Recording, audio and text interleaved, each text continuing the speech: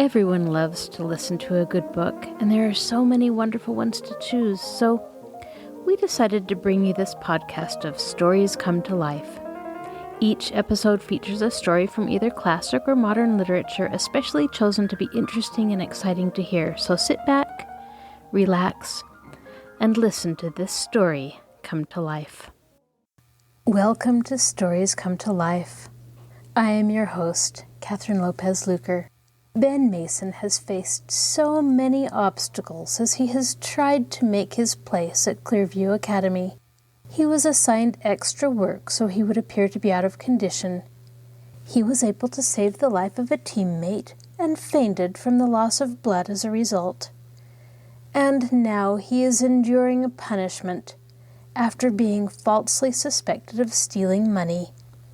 How can he ever rise above this cloud of suspicion and unfair treatment to reach his true potential?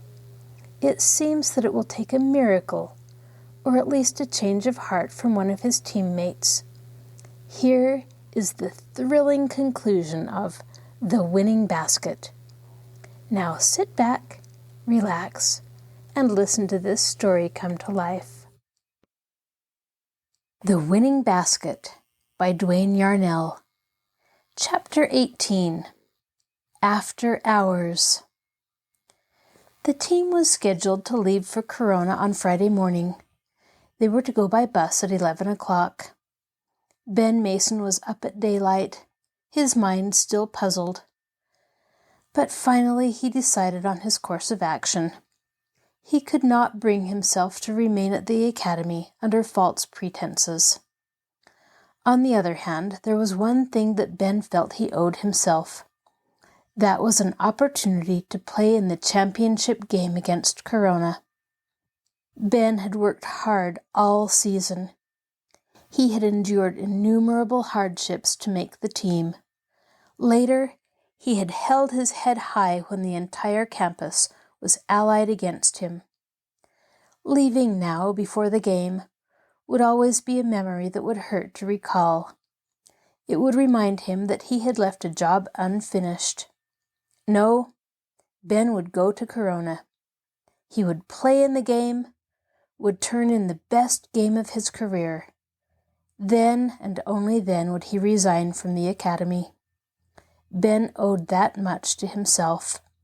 He was getting ready for breakfast when another idea struck him, and this time it caused him to go cold.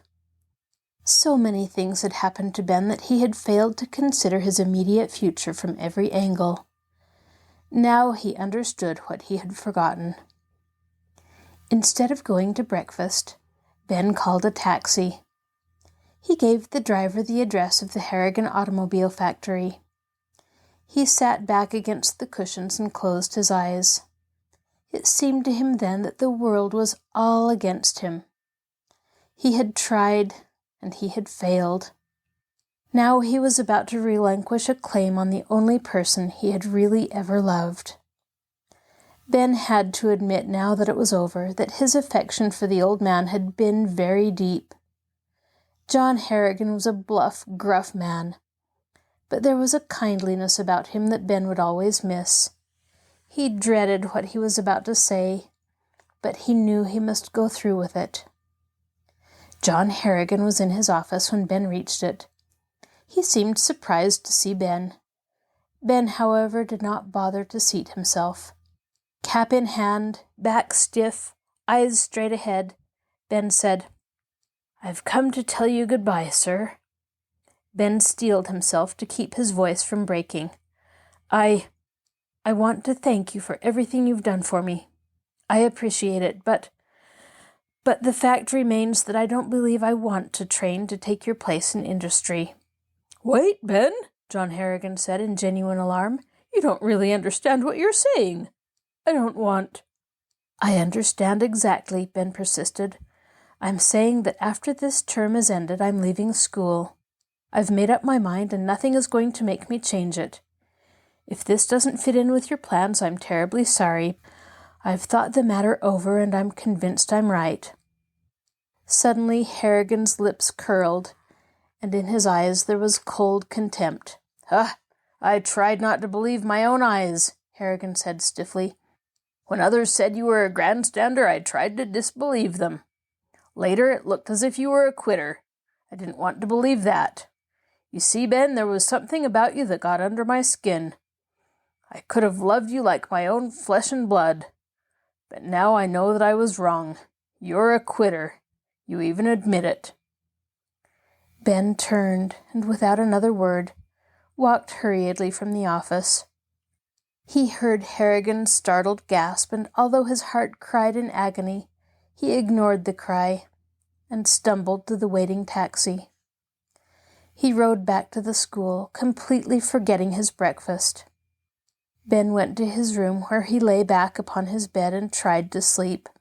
But such a thing was an impossibility. How could you sleep with a weight tied about you? A weight that threatened to crush you, to smash you to oblivion. Minutes passed. Hours. How many, Ben hadn't the slightest idea. He heard a knock at the door, and because he was on a code of silence, he ignored it. But the door opened, and when Ben looked up, he saw Coach Craig. "I want to talk to you alone, Ben," the coach said.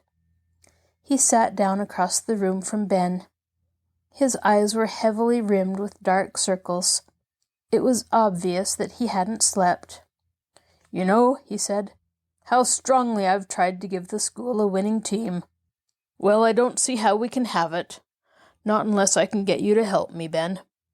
I may as well admit it, you're the best player on the basketball team. But for some reason you can't get along with Lassiter and Adams.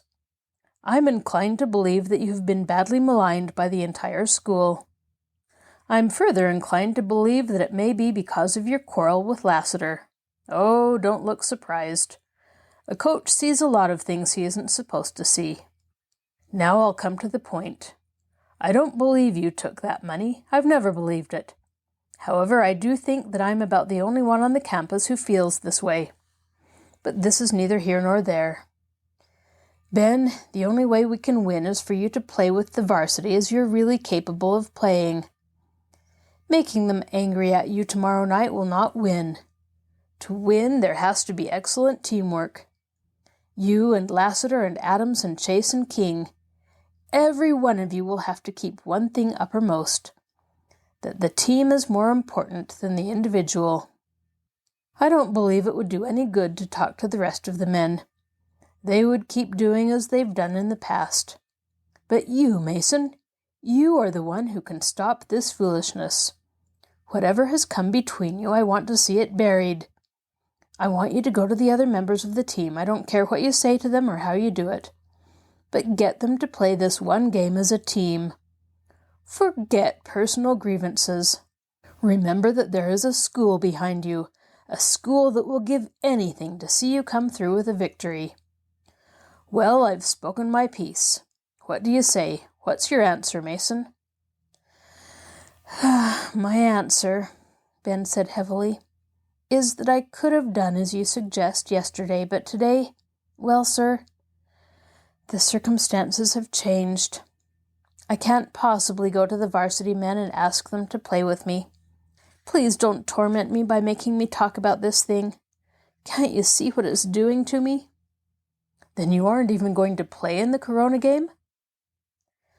Some of the old competitive fire returned to Ben's eyes. He slapped his fist into his cupped palm. Yes, I'm going to play. I'm going to play the game of my life. If the others want to play along with me, I'll be glad to cooperate with them. I want to turn in a sparkling game, tomorrow more than ever before. But I can't ask the team for any concessions, as I've already explained to you." The basketball mentor of Clearview Academy shrugged, got up from his chair. "This is the most peculiar thing that has ever happened," he said. "By all rights, I should fire you off the team for what you've just said. But the fact remains that I can't bring myself to do it. I need you, Mason. I need you, even if you shoot the ball every time you get it. With you out, we haven't a ghost of a chance. In there, regardless of how you play, I'll feel that we have a chance. Now, get dressed for the trip. We're leaving in half an hour." Ben rode to Corona with the rest, rode in silence. Around him he was acutely aware of the happiness of the others. The team members were shouting and laughing and playing practical jokes, but none of them were talking to Ben. They were enforcing the code of silence. They were giving him no opportunity to forget that he was being punished. When they reached Corona, they were taken immediately to the hotel that was to house them. After eating a light evening meal, Coach Craig told them, "I want to give you your instructions before you go to bed." The coach handed them all slips of paper. "Here are your room numbers," he said. "You're to be in your rooms by 9. Any man that isn't will sit on the bench tomorrow night. In the meantime, I don't care much what you do so long as you're careful. There's a good show in town and you've plenty of time to see it. I'd suggest the movie." Ben went upstairs to the room he had been given. He was not surprised to discover that it was a small room with only one bed. Always before, he knew the cadets had shared a room together. He stepped out into the hall. Farther down he could see Rod and Hal going into one room. Lassiter and Lard were just coming out of another. It was the same with the others. All the players were sharing rooms except Ben. Ben was alone. "If I'm going to play good basketball," he berated himself, "I'm going to just have to stop thinking about myself. I'll do as the coach suggests. I'll get out of here and see myself a picture show. That's what I need. Something that will ease my mind." So Ben went to a movie. He was in his room at 10 minutes to 9. After a moment he heard the door to the next room open, and Lard Adams making an angry exclamation. "Just what I was afraid of! Lassiter's not in." "Maybe he'll be in before 9. It was King who spoke. The minutes ticked off. Then Rod King said, "I have just 1 minute to get into my own room before the guard comes along. I could brain that Lassiter for this. It isn't fair to himself or to the team. Why did he do it?" Ben Mason, possibly, should have felt exultant at the knowledge that Jack Lassiter's disappearance would bar him from the game the following day. But Ben didn't. His only thought was that with Lassiter out, Clearview wouldn't have a possible chance, for Lassiter was the only one Ben could play well with. On the other hand, if it were Ben who was missing from the lineup, Lassiter, Lard, Hal, and Rod would be able to work together more as a unit. If someone had to be out of the lineup, it should be Ben. Besides, Lassiter had more of a right to play. An outsider might not have thought so, but Ben Mason, whose code it was to be fair, tried to insist that this was the case. He opened his door a crack. Down the hall he saw a uniformed cadet step from a room. The cadet was checking his list. In a moment he would enter Lard's room. He would discover that Lassiter was gone, and that would mark the end of Lassiter's hopes to play in the championship Corona game. Instinctively, Ben realized that he could not go down the hallway without being seen. He did the next best thing. He dived for the window and opened it. A blast of cold winter air chilled him. Below his window was a narrow, icy ledge, 5 floors from the pavement. A drop to the pavement meant instant death. But Ben Mason had one last job to do, and he was doing it. Ben tiptoed along the ledge. Once he slipped. His foot went out from under him. His stomach muscles seemed to be tied in knots. He plunged downward, arms flailing. Then his fingers found a drain spout and clung precariously. A cold perspiration dampened his bare head. Ben pulled up, began to slide along the edge again. He came to a window. Lard Adams's window. Lassiter's window. Ben tried it, but the window would not give. With fingers blue as vitriol, as cold as icicles, he rapped upon the glass. In a moment, Lard's startled, ghost-like face loomed in the darkness on the other side of the glass. The window swung open. "Mason! Gosh, what are you doing out there? You're trying to scare me to death? If you're not, you sure did a good job of it anyway. Come in here." Ben stepped inside. He heard a footstep outside. "Get in bed," he hissed, "and keep quiet about everything." Ben dived for one bed and Lard for another. They pulled the covers up over their heads. The door opened, and a flash beam disturbed the darkness. A voice said, "Let's see, this would be Adams and Lassiter. I see you're in. Good night, boys." The door closed, and for a moment neither man spoke. Then Adams raised up on one elbow. "This is all right for Lassiter, but where does it get you? When he discovers that you're gone, you'll be the one who gets in trouble. What's the percentage?" "I want it this way," Ben insisted. "Lassiter will be in before long. He has the better right to play. I'm just a garage mechanic. I don't belong." Lard Adams muttered something. He seemed to be considering talking, but he apparently decided against it. He leaned back and the bed creaked under his weight. A moment later the door opened. Ben peeked out from beneath the covers. He felt frozen as he recognized the visitors. The coach and the guard. Coach Craig said, "Have you fellows seen Mason?" Not this evening," Lard quavered. "I'm sure Lassiter hasn't seen him either. I wish you wouldn't awaken him. He went to sleep early, and he might not go to sleep so easily next time." "If I could get my hands on that Mason," Coach Craig snapped. "I thought I could trust that boy, but he's smashed every iota of faith I ever possessed. Well, good night." After the door slammed, Lard Adams said, "You see what it's got you, don't you? You're finished for sure, Mason. Sometimes I can't figure you at all. Not one guy in a million would do the thing you're doing tonight. Why?" "Go to sleep," Ben muttered. "I've got a headache." Ben Mason had a headache, all right, but it didn't keep him from thinking. He lay there, eyes staring, unseeing into the darkness. Lard had said, "Not a guy in a million would do the thing you're doing tonight, Mason." Probably not. Lassiter, for all the dark tricks he had pulled, had attempted to keep the contents of that letter from Ben. Ben regarded that as a personal favor. Now he was getting a chance to pay Lassiter back. John Harrigan had come to Corona to see the game. It would make Harrigan feel good if Lassiter starred. So Ben was repaying him by seeing that he would get an opportunity to play in the season's final contest. Hour after hour passed. 12 o'clock, 1 o'clock, 2, and still no Jack Lassiter.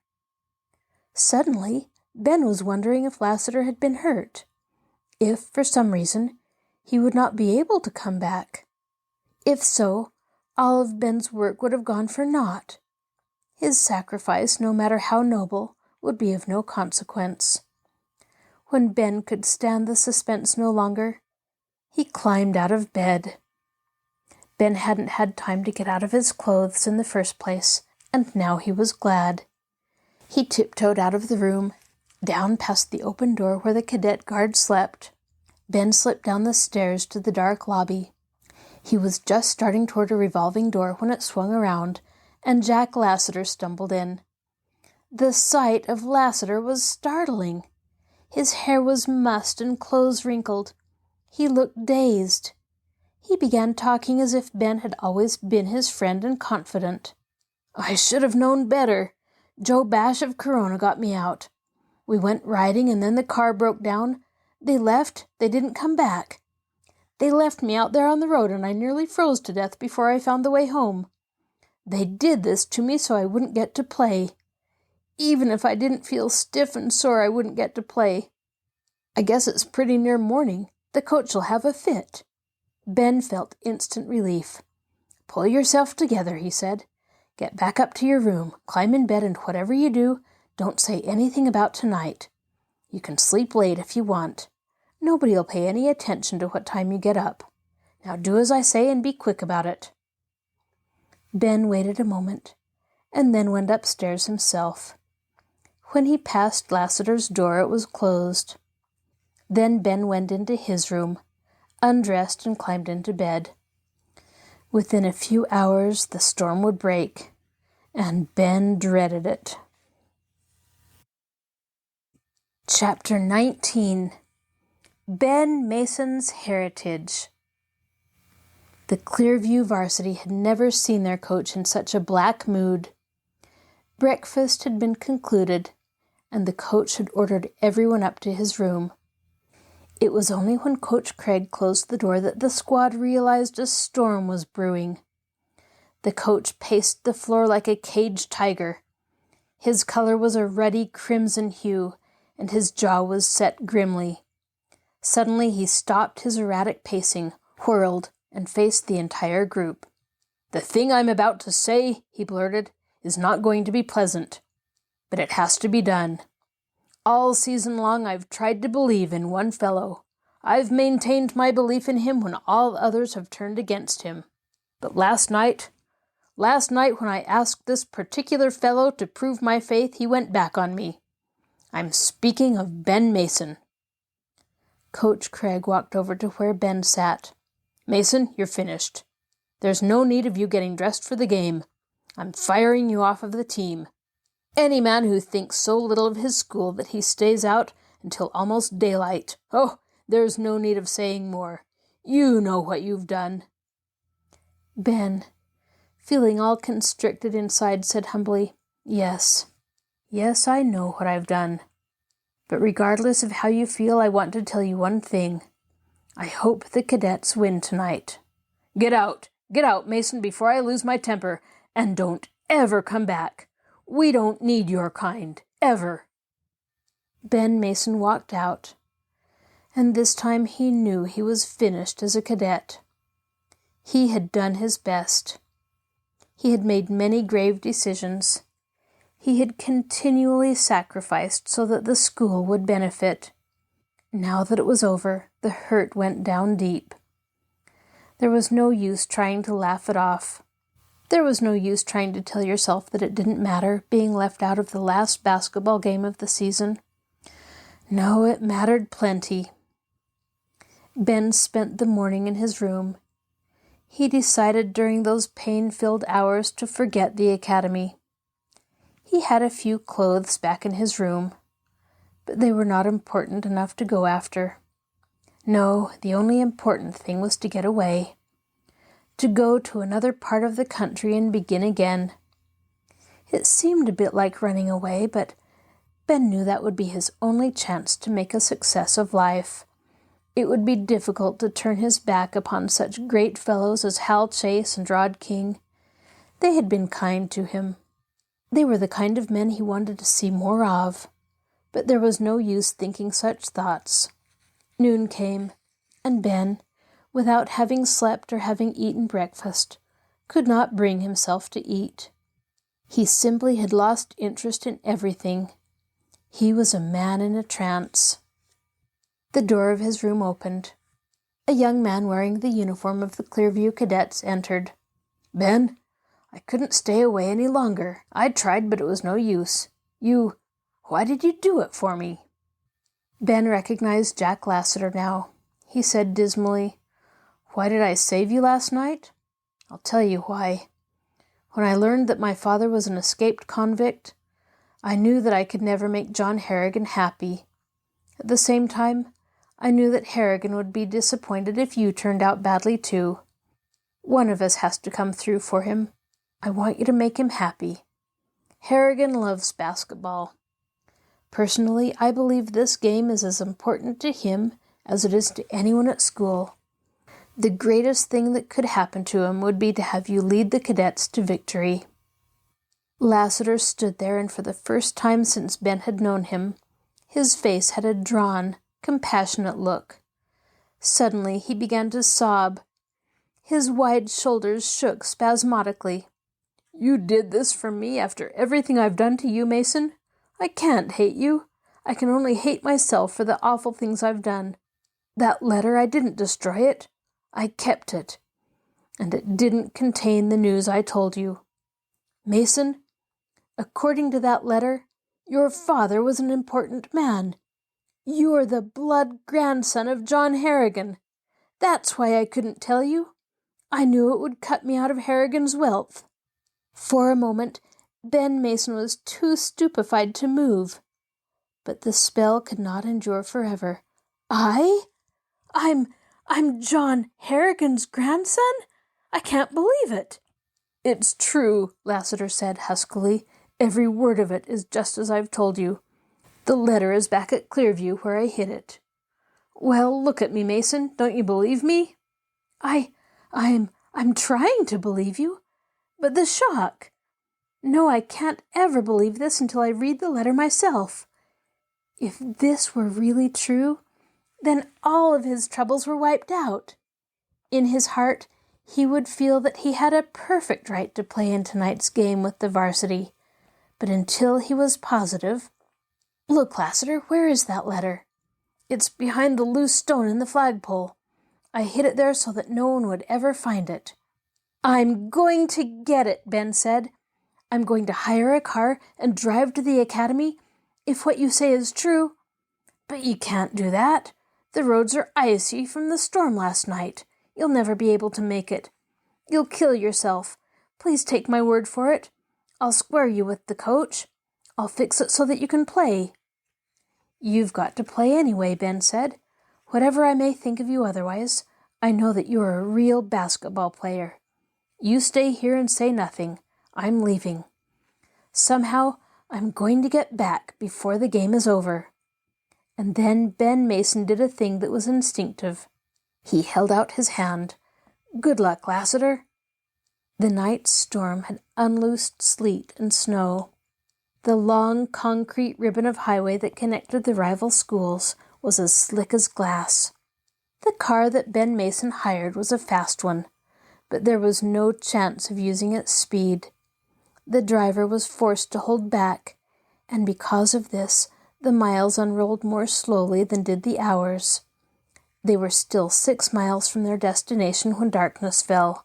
It was shortly after 5 o'clock. Can't you go a little bit faster? Ben pleaded. Okay, the driver shouted against the howl of the icy wind, but I'm afraid she won't be safe. He stepped on the throttle. The motor purred deeply like a contented cat, and then began to die in short, choking gurgles. The driver scowled, then looked at his gas gauge. Well, I'll be darned, he said. We're out of gas. This pavement was so slick that the back wheels did a lot of spinning, and it took twice as much gas as I thought it'd take.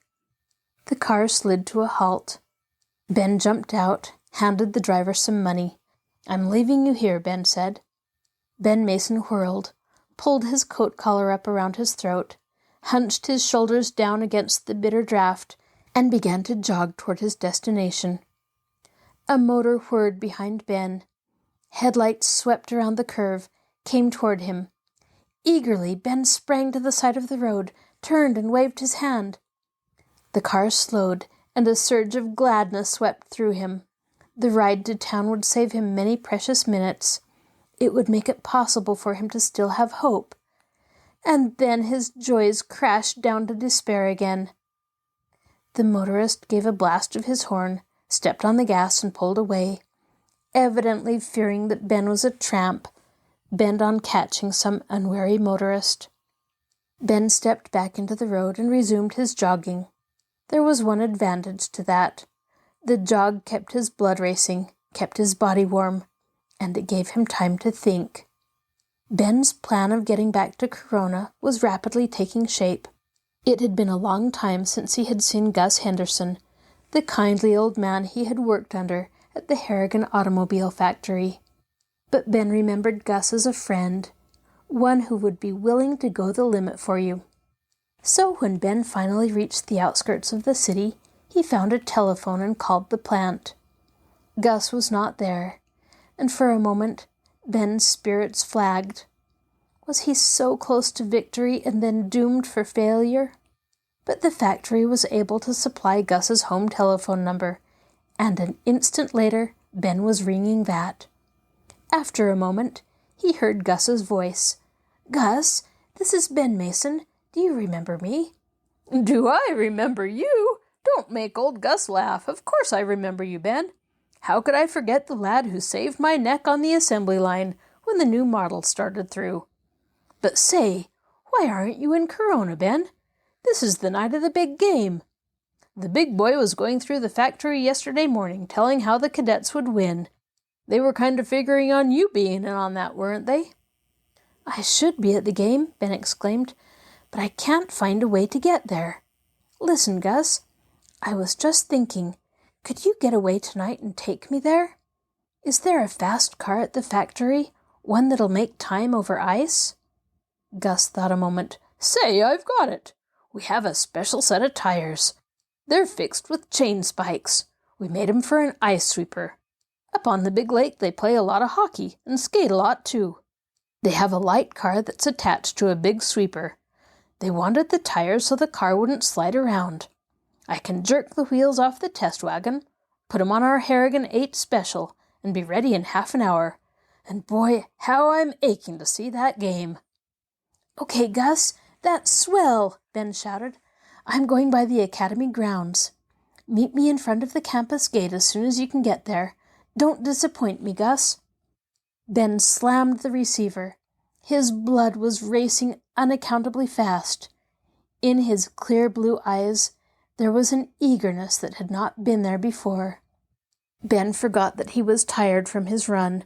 His only thought was that he still had a chance.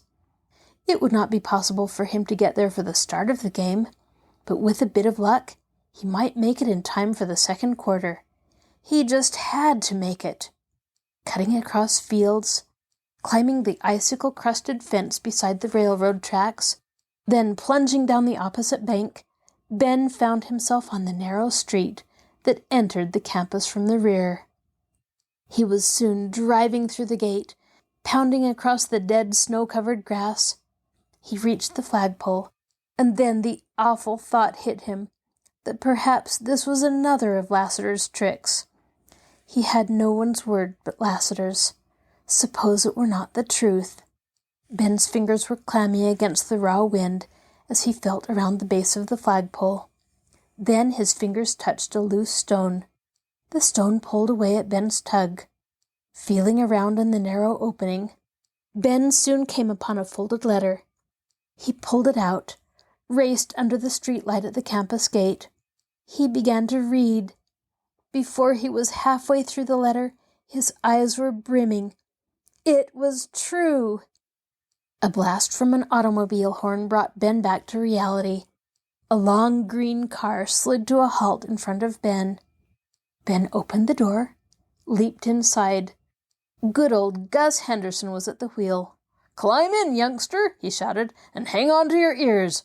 We're heading for Corona, and we're going to drive like nobody's ever driven before. I phoned ahead, and the boys got the car ready for me. They're suspending work by the boss's orders. Everyone is supposed to listen to the ball game and root for the cadets to win. Say, Ben, you're white as a sheet." I feel that way," Ben said. Then, because he had to spill it to someone, Ben told Gus Henderson the story of what was in that letter. When he finished, Gus said, "No wonder you feel that way. It knocks me almost cold, and it affects you 1,000,000 times deeper. To think, here I am jockeying the man who's going to be the next boss at Harrigan Motors. I'll be so nervous I'll probably drive off the road." Ben had not reckoned with the fleeting time.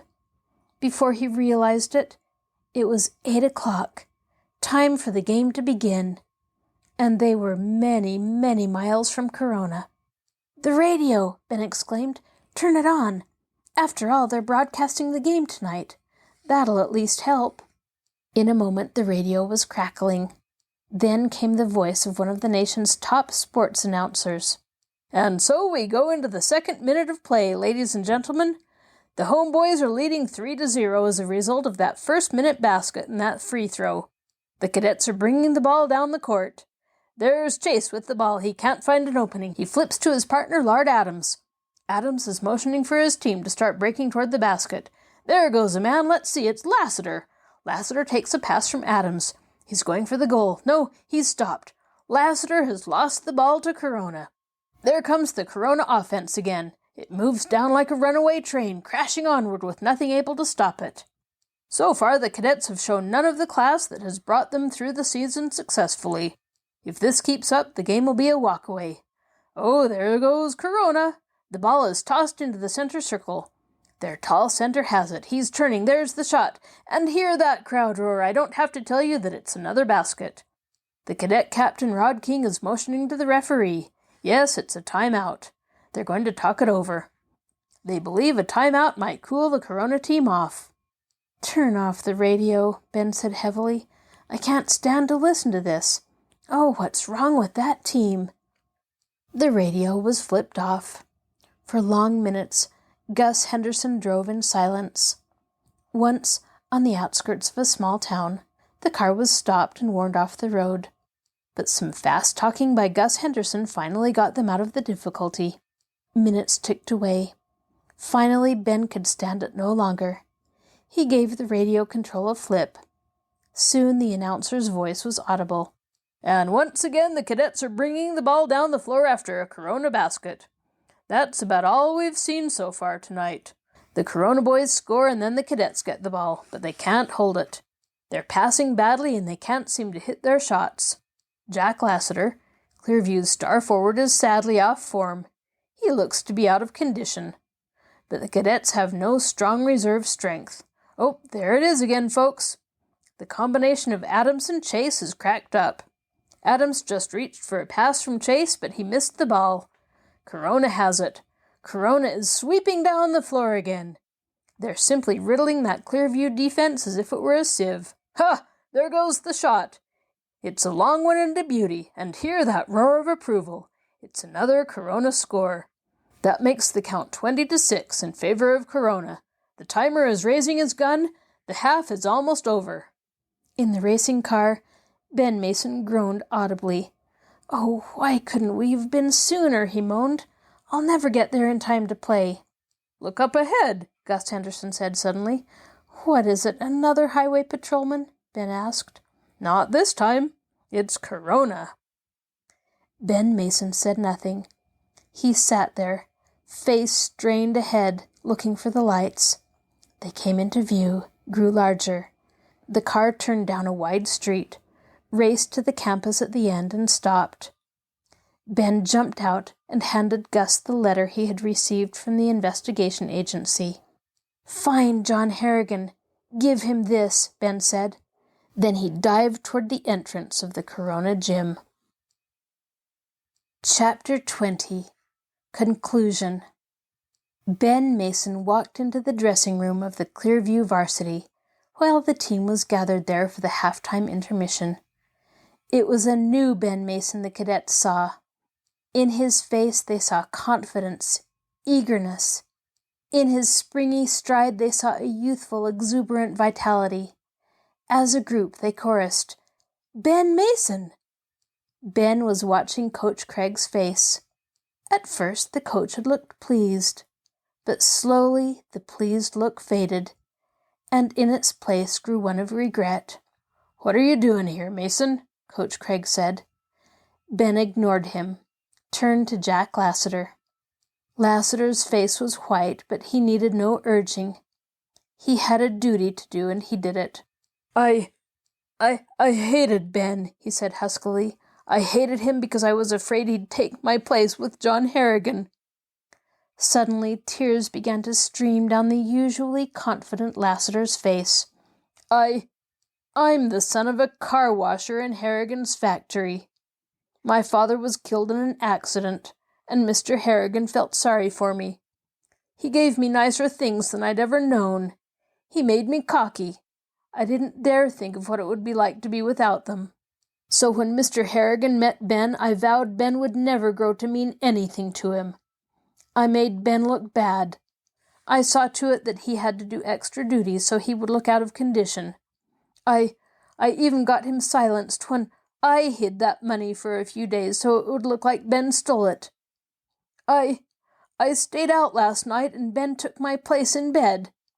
He proved that he had the interest of the team at heart. He thought he wasn't good enough to play. There were mutterings of disapproval from the squad. Rod King got up, came over and put his arm on Ben's shoulder. In his eyes was pride and shame.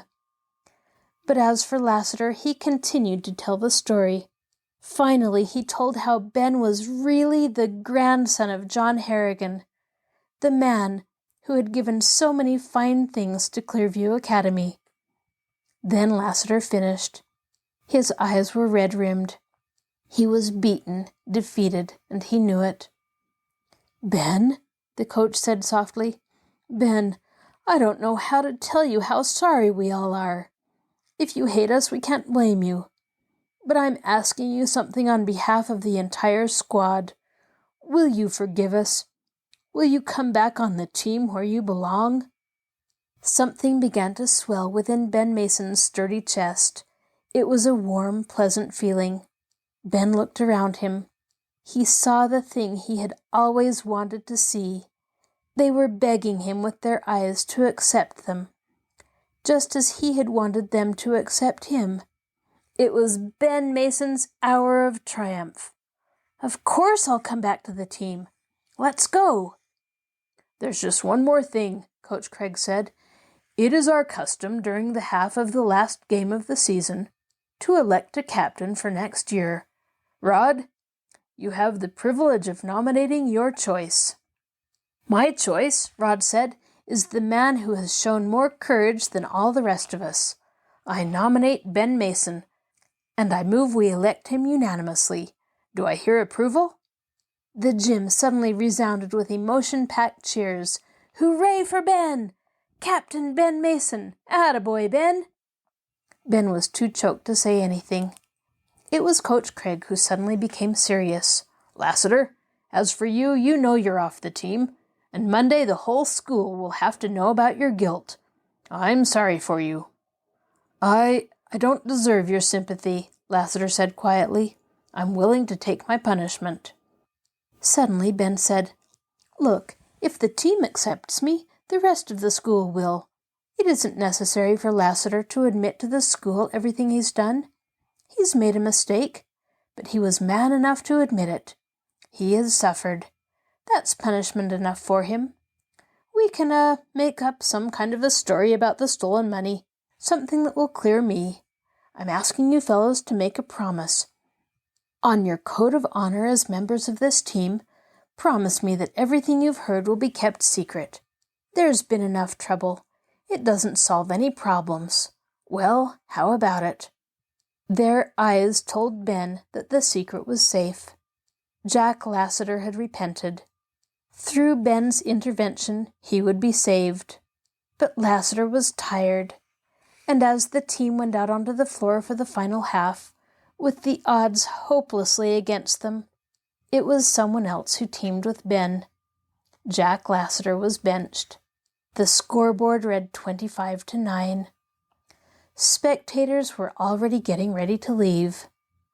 But they didn't leave, for down on the court, there was a hurricane in action. At the tip-off, Rod King went up in the air as if there was a spring under him. He batted the ball to the varsity forward, who dribbled toward the sideline.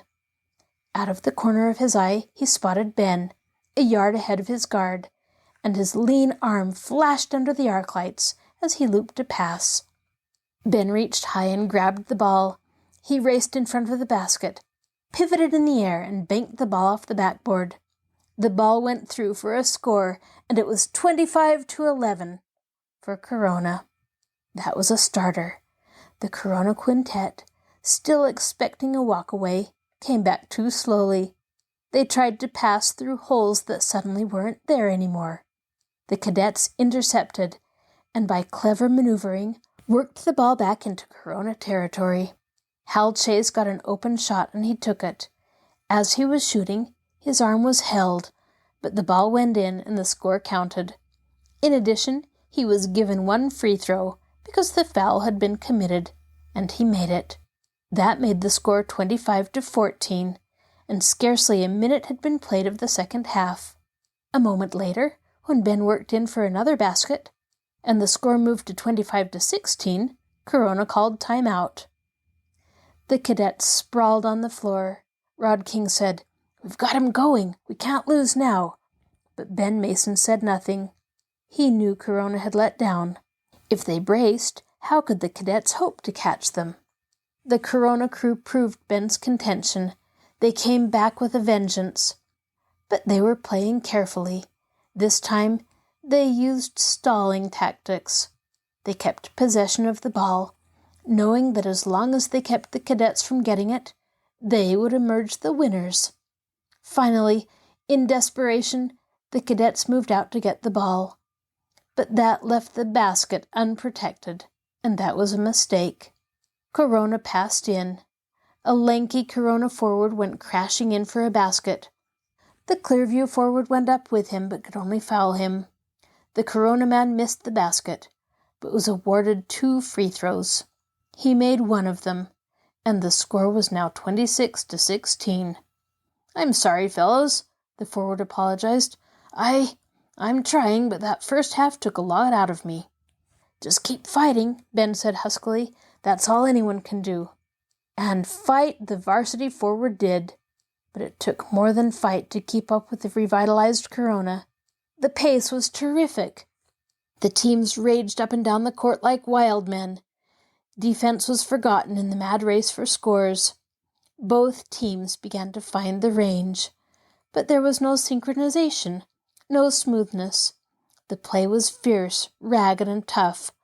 The cadets were gaining, but too slowly. When the third period ended, the count was 35-27. During the 1-minute rest between periods, Ben faced the men who had elected him captain for the coming year. All rivalries had been forgotten. Each man had only one thing uppermost in his heart. That thing was a strong desire for victory. "We need 8 more points for a tie," Ben panted. "We've got to get him. We're playing our best now, but we've got to do better. Are you with me, men?" Their glances told him what tired voices could not. They were with him until the very end. The whistle blasted them to get back into the game. On the jump, Rod failed to get the tip. Corona got possession of the ball. The cadets fell back to defend their goal against the onslaught that was sure to come. The Corona guards brought the ball down. Across the center line they went into swift action.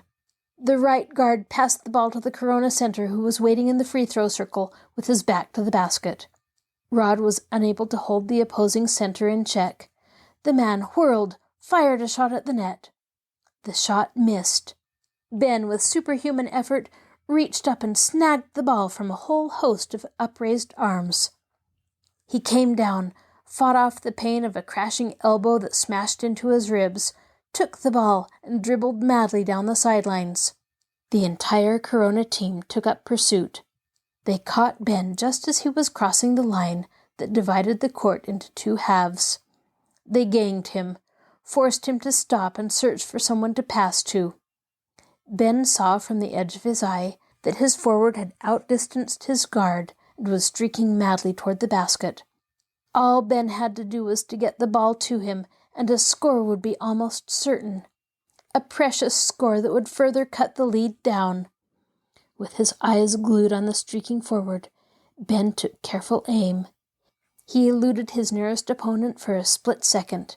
Then, ducking beneath an outstretched arm, he rifled a pass. The Clearview forward got the ball, dribbled once and shot. But the shot was wide. With a sickening feeling in the pit of his stomach, Ben raced in a desperate effort to get the ball as it bounded off the backboard. But a Corona man was too quick for him. The Corona forward got the ball, passed the length of the court to another mate, who had hung behind in case Corona recovered the ball. The score was a formality, and once again, there was a margin of 10 points separating the 2 teams. I was at fault," the Clearview forward sobbed. "I don't seem to have what it takes. I've got to get out of this game before I lose it. You guys understand I'm not lying down, don't you?" Ben Mason understood. His teammate was completely exhausted. It was then that Ben got an idea.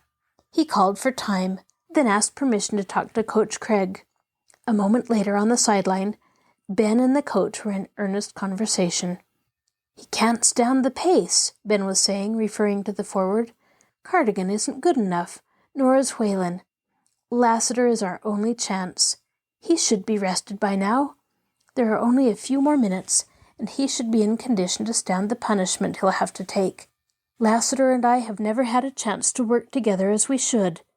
Tonight, everything is right. You can't hold Lassiter out of the game any longer, Coach. Please?" The coach looked at Ben, and it was evident that he was deeply puzzled. Would he refuse? Could he refuse, when Lassiter was the only forward who could play alongside Ben? Ben dared not turn away until he had Craig's answer. "Okay, Ben. Okay. I'm sending him in for you." Jack Lassiter came out with tears in his eyes. "Ben," he whispered, "I've been dying for a chance to do this. We have just a few minutes. Let's show them some basketball."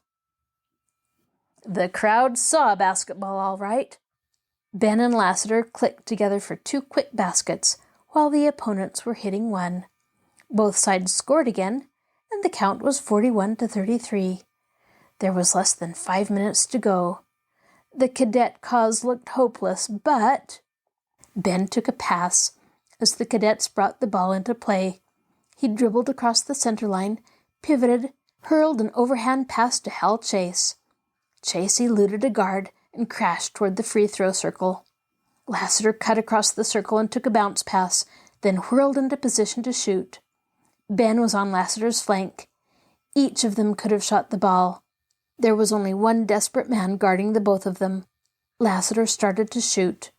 The Corona guard leaped high to block the shot. But Lassiter cleverly passed to Ben, who made the basket unguarded. The score was 41-35. 6 more points. "That was the way to play it," Ben panted. "That kind of teamwork'll do it." Hundreds of cadets had come to see the game. Now they began to shout themselves hoarse. They were seeing something that had not appeared all season. Perfect basketball with perfect teamwork. They were seeing that a team that had once been composed of split factions now functioned as smoothly as a new model car. It became a race against the clock as well as against Corona. Less than 4 minutes. 6 points to go for a tie. Corona began to stall. They saw their precious lead vanishing. For the first time, they were showing fear of the rejuvenated cadets. They were still stalling when 3 minutes remained. It was then that Jack and Ben worked together on a clever bit of strategy. As the 2 guards stood out in the center of the court, throwing the ball back and forth, Jack Lassiter suddenly leaped toward them. That left a hole in the defense. The man who had been guarded by Lassiter was now momentarily in the clear and eligible to receive a pass. The Corona guard waited until Lassiter had no chance of getting back, then flipped the ball into the vacated zone. Ben Mason had been gambling that such would happen. He left his own man and cut in front of the man Lassiter had just left uncovered. He caught the ball from the startled Corona guard's fingers. In the meantime, Lassiter had continued to charge down the court in a do-or-die attempt. Ben passed the ball down to him, and he had all the time in the world to drop it into the basket. The stands went wild as the daring bit of strategy paid dividends. Score: Corona 41, Clearview 37.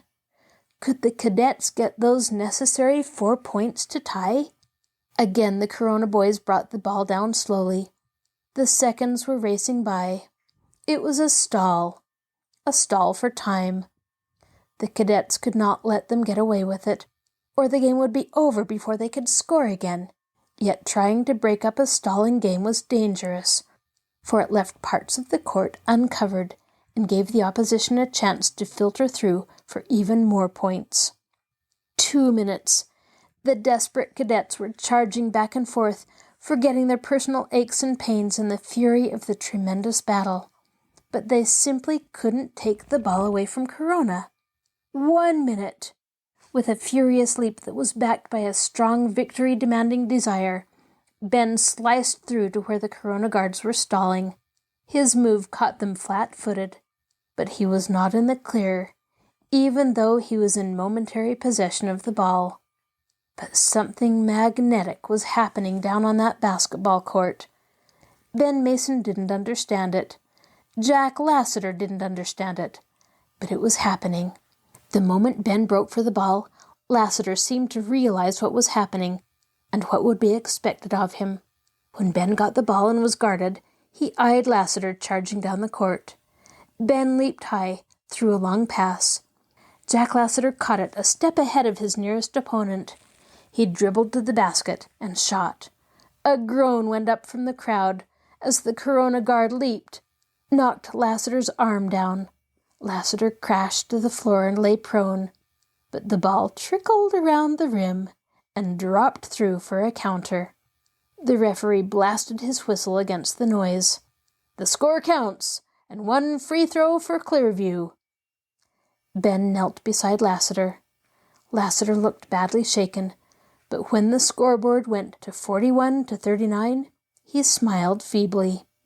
When Ben asked him if he could continue playing, he scowled fiercely. "Of course I can. Let me alone now. I've got a free toss to think about. If I ever made one, I've got to make this one." And an instant later, Jack Lassiter towed the line, while thousands waited with their breath abated. Carefully he took aim. The ball arched high, then fell with a swishing sound through the netting. The cadet forces went wild. Corona 41, Cadets 40. But the home team came into possession of the ball again. Seconds ticked away. 1 point, and now less than a minute to go. 40 seconds, 30, 20. Corona kept the ball out in front of the basket. The cadets were desperate. Seconds ticked away.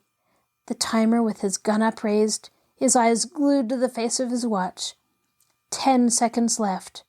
Ben Mason was physically spent, but his mind was still sharp. He recognized the emergency. If he left his man and tried to get the ball, that would leave a man open and a chance for Corona to score again, putting the game on ice. On the other hand, the cadets didn't dare allow the locals to stall longer. In desperation, Ben whispered to Hal and Rod, who were beside him, "Let's charge them together. It's our only hope." And charge they did. Their move was unpredictable. The 3 of them, with utter disregard for the men they were guarding, crashed toward the ball handlers. They descended upon the 2 Corona guards like a cyclone ripping through a field. They swarmed over the pair, took the ball, began to charge down the floor. The ball went from Hal to Rod to Ben. They crossed the center line. Then the piercing cry from the stands, "Shoot! Shoot!" Ben Mason realized that time was up. There was no time for dribbling down for a close shot. He took the ball, and just as he aimed at the faraway bench, he heard a hoarse shout from the cadet bench, "Make it, Ben! Make it, son!" A lump came up in Ben's throat. He recognized the voice. It belonged to John Harrigan, his grandfather. That did something to Ben Mason. It steadied him, sharpened his aim. The ball shot from his fingers as the gun ended the game. The ball hung suspended in the air like a floating cloud, then slowly began to descend.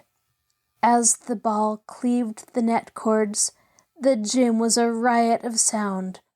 Ben's mates hoisted him on their shoulders the moment he scored the winning basket. They shouted his name, patted his back. They were proud of him, those cadets. They lifted their voices in praise as they carried him toward the bench. John Harrigan was there, smiling at Ben, waiting for him. In Ben Mason's heart there was a sudden, stifling joy. He had come into his own.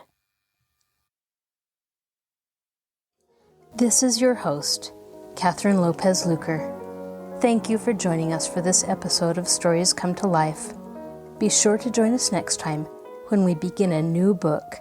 You can find a link to our podcast on the Marshall Public Library webpage, www.marshallpl.org. I'll talk to you again soon.